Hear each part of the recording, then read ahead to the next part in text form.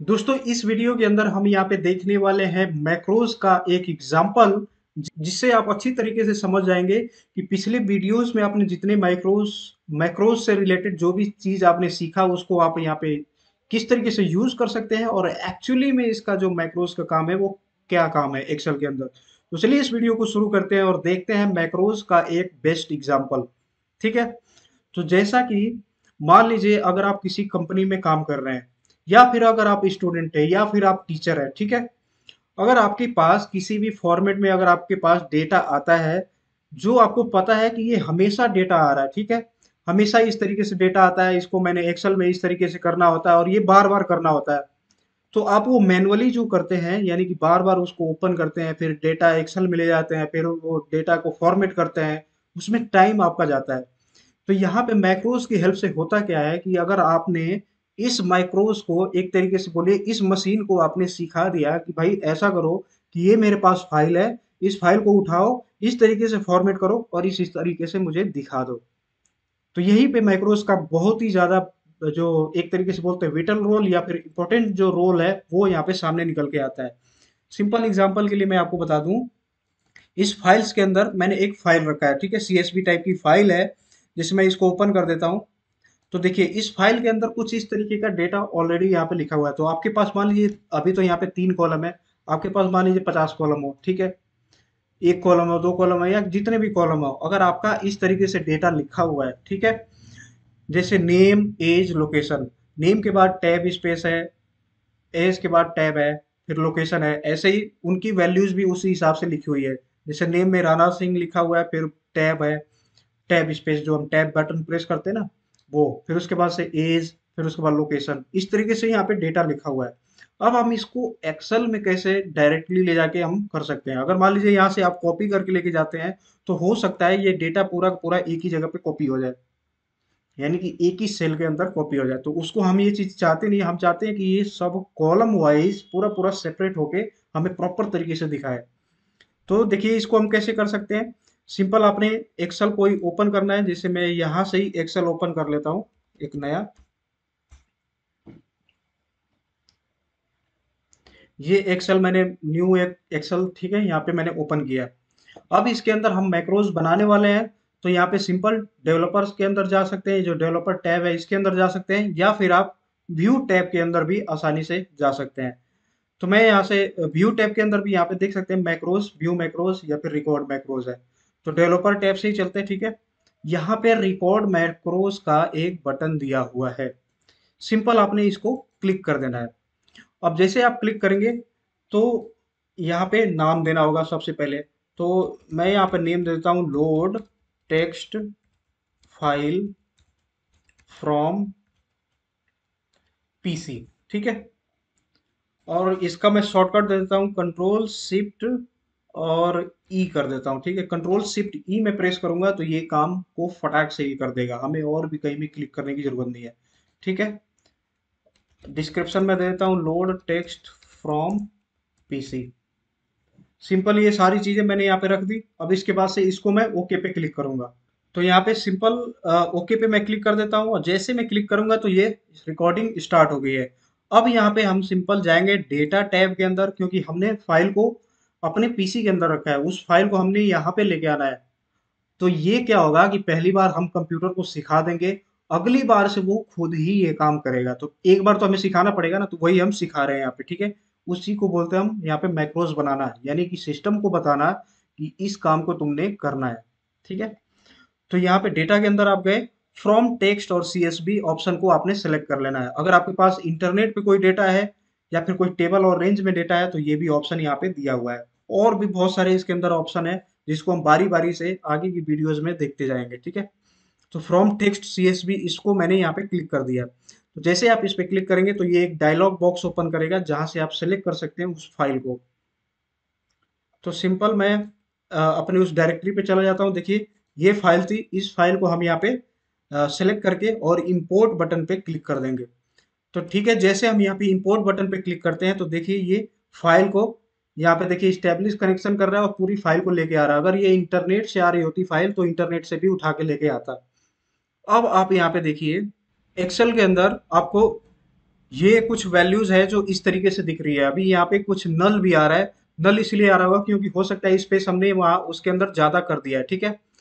तो यहाँ पे इस तरीके से यहाँ पे डेटा आ रहा है। अभी मैंने क्या किया कि एक्सेल को जो अपना डेटा था उसको ठीक किया, क्योंकि इसके अंदर आप देख सकते हैं ये जो फाइल थी हमारी, ये सिंपल फाइल, इसके अंदर स्पेस जैसे ज़्यादा था, तो इसको मैंने यहाँ से डिलीट करके और यहाँ पे टैब स्पेस दिया, क्योंकि बाकियों में भी तो सेम ही यही डेटा हो रहा है, तो इस पैटर्न को भी हमें यहाँ पे ठीक करना पड़ेगा।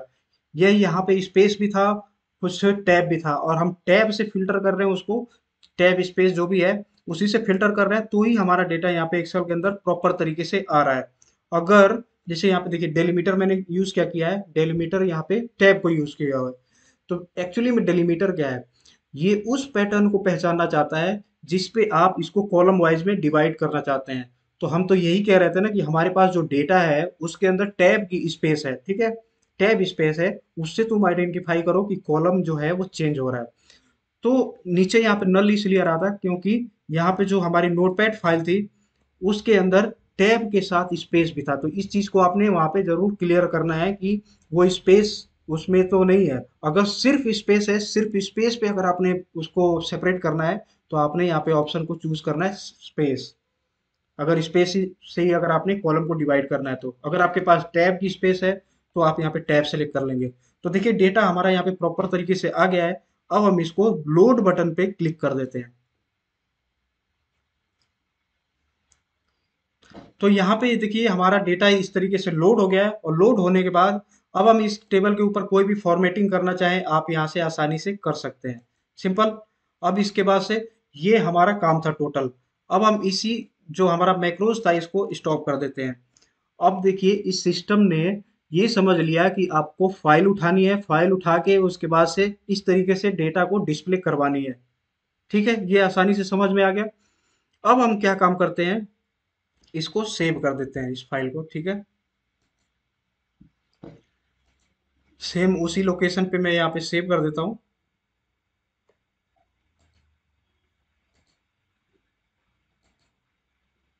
यहाँ पे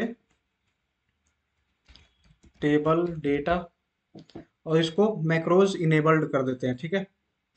और इसको मैंने सेव कर दिया, ये फाइल सेव हो गई है। अब यहाँ पे अब हम जो हमारा डॉक्यूमेंट था, अगर मान लीजिए ये सैंपल फाइल थी, अब अगली बार उसके अंदर डेटा और बढ़ के आ गए, या कुछ डेटा हट गए, या कुछ नया ही रिकॉर्ड आ गया, मतलब ये जो ऑलरेडी था इसके अंदर कुछ और भी चेंजेस आ गए। जैसे मैं ये बात कर लेता हूँ कि इसके अंदर और भी एंट्रीज आ गई। प्रताप यहाँ पे मैं कर देता हूँ 23, और ये यूपी, ये मैंने सेम चीज यहाँ पे लिख दिया, ठीक है। अब इसके बाद से मैं इसको सेव करके बंद कर देता हूँ। अब अगली बार ये हमारे पास फाइल आई है, ठीक है। अब हम ये चीज दोबारा से नहीं करेंगे, मतलब जो हमने ये चीज बनाई थी, इस पूरा प्रोसेस को, सिस्टम को समझाया था, वो उस चीज को हमने दोबारा नहीं करना है। इसके लिए हमने यहाँ पे शॉर्टकट बनाया था, कंट्रोल शिफ्ट और ई। देखिए कंट्रोल शिफ्ट और ई हम यहाँ पे बनाए थे, तो यहाँ पे ऑलरेडी उसको जैसे मैंने प्रेस किया तो ये देखिए सैंपल फाइल ये बोल रहा है ऑलरेडी एग्जिस्ट, क्योंकि यहाँ पे ये ओपन हुआ पड़ा है। इसके लिए हमने इसको मैं यहाँ पे एंड कर देता हूँ। एक और यहाँ पे मैं एक्सेल ओपन कर लेता हूँ, ठीक है, क्योंकि जब भी हम यहाँ पे काम कर रहे होंगे तो न्यू ही एक्सेल पे जाहिर सी बात है काम कर रहे होंगे, अगर फाइल हमारे पास आती है तो ये देखिए ये आया। अब इसके बाद से पहले हम मैक्रोज अपना देख लेते हैं, ठीक है, जो हमने मैक्रोज बनाया था, ये मैक्रोज के अंदर गए। तो अब आप देख सकते हैं यहाँ पे लोड टेक्स्ट फ्रॉम पीसी, ये दिया हुआ है। अगर आप इसका शॉर्टकट भूल भी गए हैं कि शॉर्टकट मैंने इसके अंदर क्या रखा था, तो सिंपल आप एडिट बटन पे क्लिक करेंगे, आपको यहाँ पे शॉर्टकट दिख जाएगा, कंट्रोल शिफ्ट और ई, ठीक है। इसको मैं क्लोज कर देता हूँ। और इसी न्यू फाइल के अंदर वो सेम डेटा जो नोटपैड के अंदर है, वो सारा कुछ यहाँ पे आए, तो हमने यहाँ पे सिर्फ शॉर्टकट प्रेस करना है, कंट्रोल शिफ्ट और ई। देखिए ये डेटा गेटिंग, यानी कि डेटा ये गेट कर रहा है, ये उस डायरेक्टरी पे जा रहा है और यहाँ पे वैल्यू को निकालने की कोशिश कर रहा है। अब यहाँ पे ये चीज भी अगर आपके सामने इशू आ जाती है इस तरीके का कि the value is not a single character string, इस तरीके का अगर आपके पास एरर आ जाता है, तो इसको भी आप कैसे फिक्स कर सकते हैं। पहले मैं इसको बंद कर देता हूँ, इस एक्सेल को। ये जो हमारी मैक्रोज है उसमें थोड़ी सी समस्या आ गई है, उस समस्या को कैसे हम यहाँ पे दूर कर सकते हैं, क्योंकि एक्सेल में ऐसा कई बार होता है कि मैक्रोज से रिलेटेड बहुत सारी यहाँ पे एरर भी आ सकती है। तो वो एरर के बारे में अगर आपको पता है तो आप आसानी से उसको रिजॉल्व कर सकते हैं। इसमें ज़्यादा कोई वो ट्रिक वाली बात नहीं है, सिंपल अपने मैक्रोज पे क्लिक करना है। जो भी आपने यहाँ पे मैक्रो बनाया था इसको सेलेक्ट करना है, एडिट पे क्लिक करना है। अब यहाँ पे आप देख सकते हैं कि इसने जो डेलीमीटर को चूज किया है, ये देखिए, इसने डेलीमीटर चूज किया है इस तरीके से। हमने इसको टैब चूज करने के लिए बोला था, तो टैब का स्पेस तो इसने ले लिया, लेकिन कभी कभी होता है कि वो स्पेस ना चूज करके एक्चुअली में जो चाहिए वो हमें लेना होता है। तो इसके लिए यहाँ पे सिंपल सा ये जो है डेलीमीटर, इसको हमने यूज कर लेना है टैब के लिए। अगर स्पेशली अगर आप कॉलम के बीच में टैब दिए हैं तो आप इसको यूज कर लीजिए, ना कि आप यहाँ पे बीच में स्पेस वाला यूज करिए। सबसे बेटर यही होता है कि अगर टैब का आपने यूज करना है तो सिंपल इसको सेलेक्ट करिए और यहाँ पे टैब के लिए इस तरीके से यूज कर दीजिए। सेव कर दीजिए आप इसको, और उसके बाद से क्लोज, इसको भी क्लोज। अब हम यहाँ पे फिर से एक एक्सेल को ओपन करते हैं। अब की बार देखिए कैसे काम को फटाफट करता है, ठीक है। तो इस तरीके की क्या होता है कि कई बार ऐसे एरर आते हैं, तो एरर आपको, इसका सोल्यूशन आपको पता होना चाहिए ताकि आगे से आपको कभी भी दिक्कत ना आए, ठीक है। अब मैं यहाँ पे उस मैक्रोस का कंट्रोल शॉर्टकट जो की है उसको मैं प्रेस कर रहा हूँ, कंट्रोल शिफ्ट और ई। देखिए ये डेटा गेट कर रहा है, और यहाँ पे देखिए उस नोटपैड फाइल के अंदर से जितनी भी यहाँ पे डेटा थी, इवन अगर मान लीजिए थाउजेंड्स रिकॉर्ड अगर बाद में भी आए या नई फाइल ही आ गई, तो देखिए आसानी से किस तरीके से वो उस डेटा को उठा लिया। तो ये माइक्रोस का एक्चुअल में काम है, यानी कि एक बार सिस्टम को आप समझा दीजिए कि उसको काम क्या करना है, ये ऑटोमेटिकली कर देगा। ऐसे मार्केट में और भी एक डेडिकेटेड टूल ऑलरेडी बने पड़े हैं मार्केट के अंदर, जैसे कि यूआई पाथ स्टूडियो हो गया। उसके अंदर क्या हो गया कि जैसे कि मान लीजिए आप कोई चीज क्लिक कर देते हैं, जैसे कि बेस्ट एग्जांपल मैं अगर आपको बताना चाहूँ कि अगर मान लीजिए मार्केट में नया आईफोन आ रहा है, ठीक है। आईफोन की सेल लगने वाली है 12 बजे। अगर आप चाहते हैं कि अब होगा क्या उसमें कि आप जाएंगे फिर वेबसाइट खोलेंगे फिर उस पर क्लिक करेंगे, तो हो सकता है उसमें टाइम ज़्यादा लग जाए, ठीक है। उस यूआई पाथ की हेल्प से आप क्या कर सकते हैं कि सिंपल आप उसको क्लिक करिए, एक बार आप क्लिक करेंगे वो खुद ही वेबसाइट ओपन करेगा, खुद ही उस प्रोडक्ट के पास जाएगा, खुद ही उसको परचेज करेगा। जो भी आप उसके अंदर इंफॉर्मेशन एक बार लिख के रख दिए रहेंगे, इवन वो कार्ड की जो डिटेल होती है यानी पेमेंट के लिए जो भी आप मेथड यूज करते हैं वो चीज भी वो खुद ही डाल देगा। सिर्फ आपके पास ऑप्शन क्या एक बचेगा कि आप उसको ओटीपी बताएं, वो तब तक रुका रहेगा। ओटीपी जैसे आप बता देते हैं तो वो आसानी से कर देगा। तो यहाँ पे आप देख सकते हैं कि जो सिस्टम काम करेगा वो ह्यूमन यानी कि जो आदमी जितनी स्पीड से काम करेगा उससे भी ज्यादा तेज करेगा। इसीलिए यहाँ पे जो आजकल एआई का जो भी काम यहाँ पे चल रहा है, जिसके अंदर चीजें ऑटोमेट हो रही है, यानी कि ऑटोमेटिकली एक बार स्टेप सिखा दो ऑटोमेटिकली वो समझ जाएगी। ऐसे ही चैट जीपीटी आया था, तो चैट जीपीटी का सीन क्या आया कि जो भी आप पूछ रहे हैं, जो भी आप उसको बता रहे हैं, जो भी आप समझ रहे हैं, वो उसी के हिसाब से अपने आप को सीखता रहता है और उसी हिसाब से आपको आंसर देता रहता है। तो ये एक बहुत बड़ा कॉन्सेप्ट आजकल के टाइम में चल रहा है, ये आगे भी बहुत आगे यहाँ पे बढ़ने वाला है। तो इस सारी चीजों को आपको पता होना जरूर चाहिए। तो आई होप आपको ये वीडियो समझ में आ गया। अगर वीडियो अच्छा लगा तो वीडियो को जरूर लाइक करें, साथ ही साथ चैनल को सब्सक्राइब करें। मिलते हैं आगे वीडियो में, तब तक के लिए धन्यवाद।